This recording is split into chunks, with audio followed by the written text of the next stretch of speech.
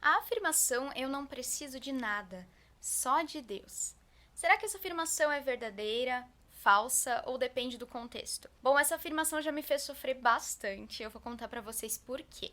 Ontem eu perguntei pro pessoal do Twitter o que eles pensavam dessa frase. A maioria respondeu que depende, então eu coloquei 3 alternativas. A afirmação "não preciso de nada, apenas de Deus" é correta, falsa ou depende?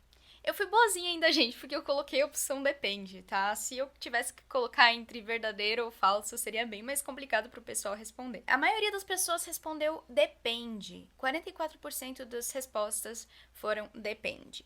Depois, em segundo lugar, a gente teve falsa. Muitas pessoas disseram que essa afirmação é falsa, 32% das pessoas, para ser exata. E ainda, 24% das pessoas falaram que essa afirmação é correta, ou seja, uma afirmação verdadeira. Eu posso dizer sim, não precisa de nada, apenas de Deus. Foi a menor das respostas, ou seja, apenas 24% respondeu que essa afirmação é correta. Porém, eu fiz os cálculos, a gente tem então 109 pessoas ou 110 pessoas que afirmaram que essa afirmação ela pode ser verdadeira, ela pode ser correta. Hoje eu vou falar pra vocês por que essa frase já me fez sofrer tanto na igreja. Eu diria que ela é uma meia-verdade, ela vem revestida de piedade, né, de uma espiritualidade, eu não preciso de nada, apenas de Deus. Mas no dia a dia ela pode ser bastante prejudicial, especialmente em alguns contextos, e é sobre isso que eu vou falar no vídeo de hoje.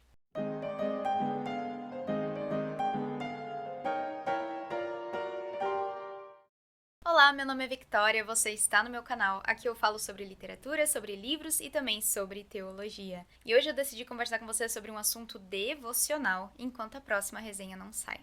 Bom, eu comentei com você sobre aquela frase, eu não preciso de nada, apenas de Deus. Eu vou explicar para vocês por que essa frase me fez tão mal ao longo da minha trajetória com Cristo. Eu cresci num contexto que sempre valorizou muito o relacionamento pessoal com Deus. Ou seja, eu preciso orar muito, eu preciso buscar Deus. Jejum, vigílias, tudo isso sempre foi muito importante. Mas esse contexto acabava por vezes em negar o corpo. Então, não importa se tinha 5 cultos na semana e eu estava cansada, eu precisava ir buscar a Deus. Não importa, agora dando um exemplo bem bobo, não importa se tinha vigília e eu estava cansada, porque eu precisava fazer o melhor para Deus. Afinal, eu não tinha que amar Deus de todo o meu coração, de toda a minha alma e todo o meu entendimento. Então, como assim descansar se há tanto a ser feito? Como assim descansar se tem almas que estão se perdendo? Demorou muito tempo para eu entender que negar o corpo assim não era bom, que foi Deus quem me criou com necessidades de comida, de água, de descanso, né? Existe até o mandamento do descanso no sábado. Embora hoje a gente interprete e aplique na nossa vida de diferentes maneiras, porque Deus também descansou no 7º dia. Então, essa foi uma coisa bem importante que eu tive que resolver ao longo da minha caminhada com Cristo, parar de negar o meu corpo e entender que as minhas necessidades físicas também eram importantes. Bom, para algumas pessoas isso pode soar até um pouco ridículo, né? Como assim, Victoria, essa negação do corpo mexia com você?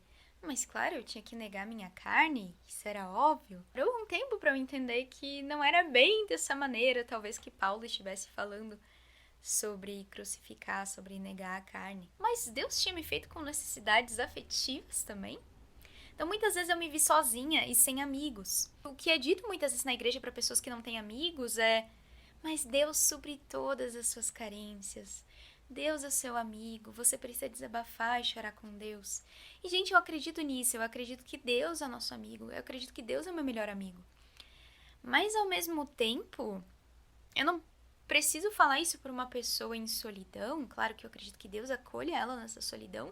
Mas eu acho que a igreja tem que ir ao encontro dessa pessoa, né? Nós temos que encontrar amigos para essa pessoa, nos fazer amigos na vida dessa pessoa. Essa coisa de não, mas para que sentir solidão? Deus é seu amigo. Deus também nos fez com necessidades emocionais. Nós precisamos de amigos, precisamos viver em sociedade, precisamos viver em comunidade, em família. Eu acredito que a igreja seja uma das maneiras de Deus suprir essas carências, essas necessidades de nós termos amigos. Tudo bem, falar de amigos ainda é um pouco óbvio. Mas e quando a gente fala de cônjuge? Muitas vezes nós temos solteiros na igreja que estão se sentindo carentes. E a gente dá um tapinha nas costas deles e fala: não sinta isso. Essa carência só Deus pode preencher. Gente, que coisa complicada. Sim, eu acredito que exista um vazio existencial que só o Criador pode preencher. Só aquele que me criou pode preencher esse vazio existencial. Mas, ao mesmo tempo, eu posso sim precisar de um cônjuge, de um companheiro, alguém do meu lado, alguém para dividir a vida. Eu me sentia culpada por querer alguém, gente. Pode parecer idiota, mas sim, eu acredito que isso se deu muito por essa ênfase da igreja, né? Então, quando um adolescente fala que quer namorar, a gente diz, não, não é hora disso. Deus supre as tuas carências, te concentra em Deus. Ou um jovem, ele quer casar, mas ele não encontra ninguém. E a gente fala, não, mas Deus supre as tuas carências.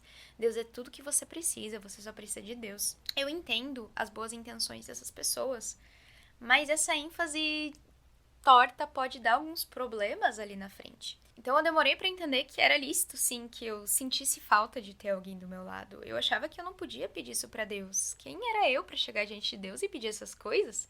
Se Deus já supriu o meu vazio. Vejam como minha mente estava toda errada nesse sentido.